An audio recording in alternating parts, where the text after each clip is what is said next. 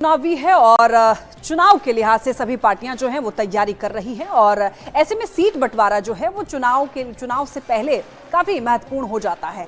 अब कहा जा रहा है कि एनडीए में सीट बंटवारा हो चुका है, मीडिया में ऐसी चर्चा चल रही है, लेकिन एनडीए के घटक दल जो हैं वो इससे साफ साफ इनकार कर रहे हैं और ऐसा कह रहे हैं कि अभी कुछ भी नहीं हुआ है, लेकिन एकजुट हम लोग जरूर हैं, जो फैसला होगा वो आला कमान ही लेंगे। और ऐसे में जेडीयू के वरिष्ठ नेता और मंत्री, उनका ये कहना है कि जो भी तय होगा वो सबके साथ तय होना है और आला कमान इसे तय करेगा, एकजुट है।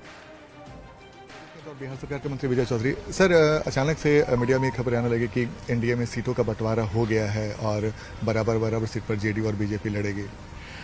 देखिए, अभी इस तरह की खबरें अपरिपक्व हैं।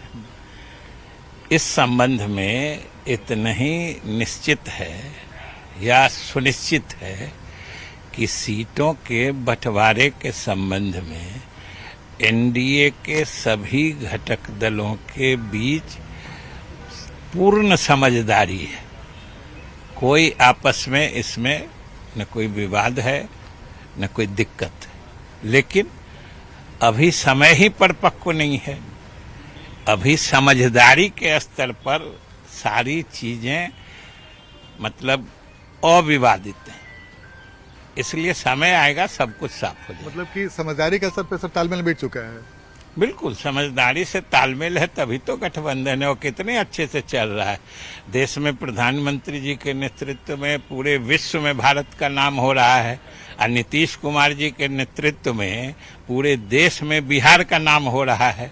तो इससे और ज्यादा परफेक्ट अंडरस्टैंडिंग किसको कहते हैं? सर, इस बार के आपके गठबंधन में चिराग पासवान की पार्टी भी आई है, तो पिछले बार जेडीयू जितना सीटों में लड़ी थी उससे कम लड़ेगी या फिर कुछ और? हमने कहा न कि सभी पार्टियों के सम्मान के हिसाब से पूर्ण आपसी समझदारी से सीटों का तालमेल समय पर हो जाएगा। तो सर, जेडीयू इस बार घटेगी, जो कि पिछले बार 115 सीटों पे लड़ी थी चुनाव। घटने बढ़ने का कहाँ सवाल है।